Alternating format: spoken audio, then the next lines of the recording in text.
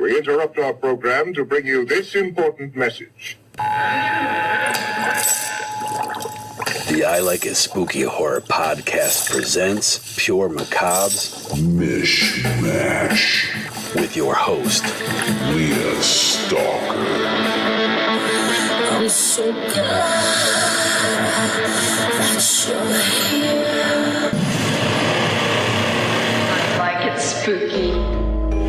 Welcome to Pure Macabre's Mich Mash, presented by the I Like It Spooky Horror Podcast. I'm your hostess, Leah Stalker, here to shine a light on the haunted happenings of Michigan. It's Saturday, January 13th, and this is the first episode of Mich Mash for 2024 after our holiday hiatus. We hope everyone had a safe and happy holiday season, no matter how you might celebrate. And to those who simply survived the holiday season, we're glad you made it and we're happy you're here. In this week's episode, I want to take the time to focus entirely on one Michigan landmark in particular. This is a place near and dear to my heart, a place where my mom took my sister and I when we were kids, and there's a looming cloud threatening to tear down this historical site. I'm talking about Marvin's Marvelous Mechanical Museum. Whether you've been a lifelong fan like me, or this is your first time hearing about them, without delay, let's get into it.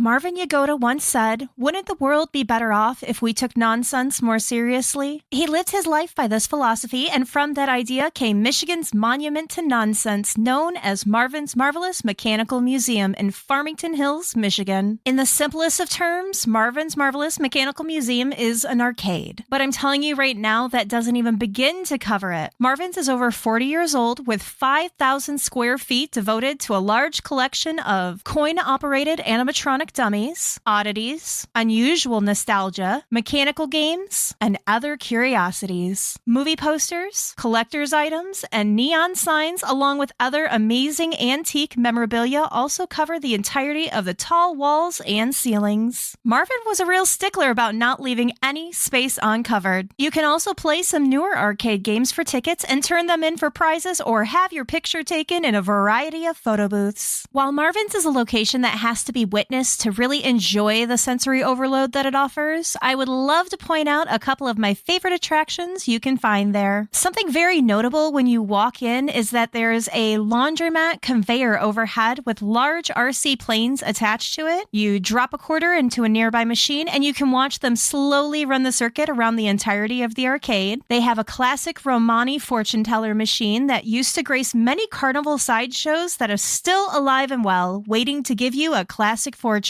Notably, the oldest piece of equipment at Marvin's is a mutoscope from the early 1900s that is still operational. That's where you lean in and look through the lens and rotate the handle to watch a little movie play out. There's a wall of pinball machines, vintage animatronics from the Chuck E. Cheeses of yesteryear, lots of silly little vignettes or some on the more macabre side. Most items are also labeled with fun facts about when they were created or how they were acquired. Most impressive is that most of the machines are still functional and visitors are encouraged to use them all. Marvin's has had such a large impact outside of Michigan that in 2005, the band Tally Hall even went so far as to name their album Marvin's Marvelous Mechanical Museum, using the actual sign of the legendary arcade on the cover of the album. Additionally, if you scan the black and white artwork on the album behind the band, you can even find familiar pieces from Marvin's, like the Mad Professor, the Siamese Twins, Humpty Dumpty, the Love Tester, and Marvin himself flying overhead. It's a beautiful tribute to Marvin's that you might not fully appreciate unless you know about the place itself. You might be asking yourself, why is this arcade so important to people? It sounds cool, but what's the big deal? Honestly, the thing that set Marvin's apart from so many other places was Marvin himself. While he went to school to be a pharmacist and even took over his father's store, Sam's Drugs, in Detroit, Marvin was destined for greater things. He was a collector for 60 years, recognized as an expert in the field of mechanical and electrical game apparatus. He had even been involved in appraisal of such items for the television series American Pickers. Anyone who was fortunate enough to meet Marvin had a kind word to say about him. On January 8th in 2017, Marvin Yagoda passed away at the age of 78. Marvin's is now ran by his son, and in remembrance of his father's passing a couple days ago, the official Facebook page of Marvin's Marvelous Mechanical Museum put out the call for people to share share their favorite stories of Marvin. A lot of people replied with nothing but the best. Someone shared a memory of Marvin walking around the arcade like he was a celebrity, giving quarters out to children from a dispenser he wore on his belt. Actually, there were a lot of stories like that of Marvin giving out handfuls of quarters to kids just so that they could stay and play. Another person said that when he was a child, Marvin grabbed a whole bucket of quarters and said to follow him. Then Marvin moved around the entire arcade, playing his favorite games for everyone to see. Or the person whose kids were redeeming their tickets with Marvin, and he said,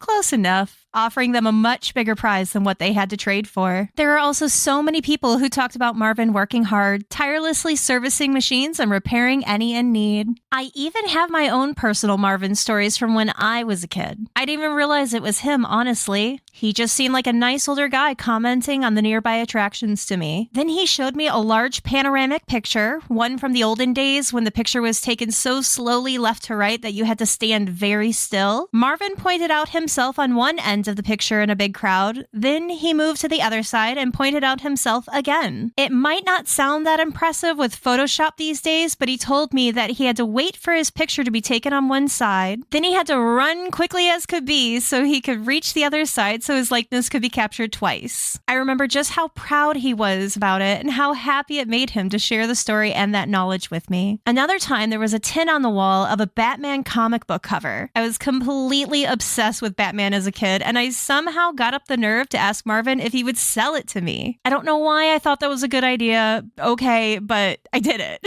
I also realize now how much Marvin disliked having a blank space on his walls and how I was absolutely asking him to take something off the wall to leave a blank space. But Marvin sat there wheeling and dealing with me, letting me haggle with him back and forth, and allowed me to buy my first little antique item. I'd like to think that it resonated with him, and maybe I reminded him of himself a little bit that day. I hope I've managed to convey even just a fraction of the magic that can be found at Marvin's Marvelous Mechanical Museum. But at the top of this episode, I mentioned that there is some impending doom looming over Marvin's, and I want to dig into that. So what's happening is that the city of Farmington Hills wants to demo the strip mall containing Marvin's Marvelous Mechanical Museum to build a Meijer. That's right. I'm a Michigan girly to the core and always love being the most goth girl at a Meijer shopping center for no reason. But they're trying to tear down a historical site that means a lot to so many people, not just in Michigan, but across the country, to replace it with a grocery store. There have been quite a few meetings popping up about this, and the future of Marvin's really is up in the air at this point. Marvin's Marvelous Mechanical Museum is a part of Michigan history. Marvin himself put that building together with a lot of blood, sweat, and tears, I'm sure. He was in there every day taking care of those machines, talking to all of us, giving us quarters, making sure that we experienced the magic of the world the same way that he did. If this original location were to be torn down and Marvin's had to move, sure, you could put it all in a U-Haul and take it somewhere else. But would it be the same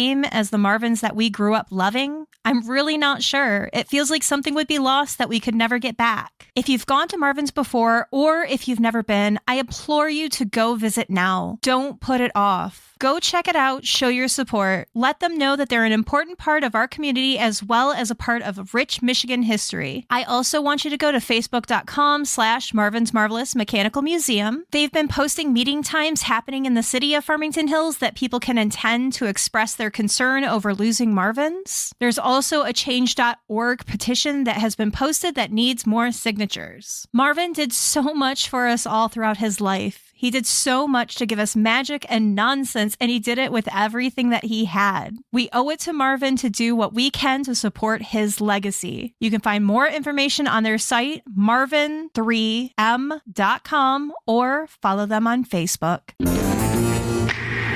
All right, darlings, let's have a moment for a little station identification and hear from our podcast network, the PFPN.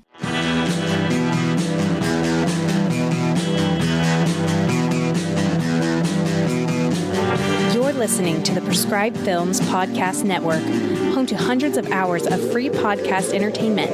The shows on this network all have a common goal, providing you with the best discussions about movies and other forms of entertainment media. The PFPN hopes to fill your earholes with audio joy. Visit our website with links to all the other amazing shows at www.thepfpn.com. Thanks for listening.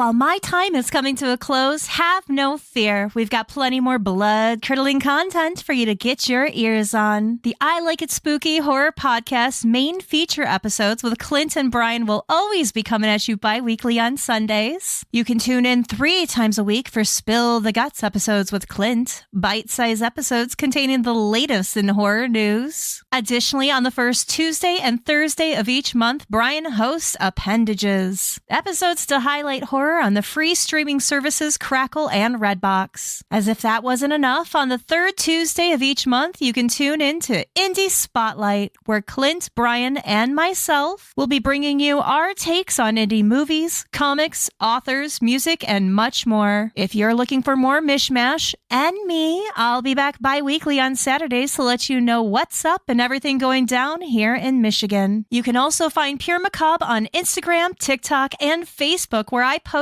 about upcoming events, local haunts, and more happening in Michigan. Pure MIcabre's been away on a little bit of a holiday hiatus as well, but we're going to be coming back stronger than ever in 2024. Until next time, keep exploring, my fellow Minton monsters.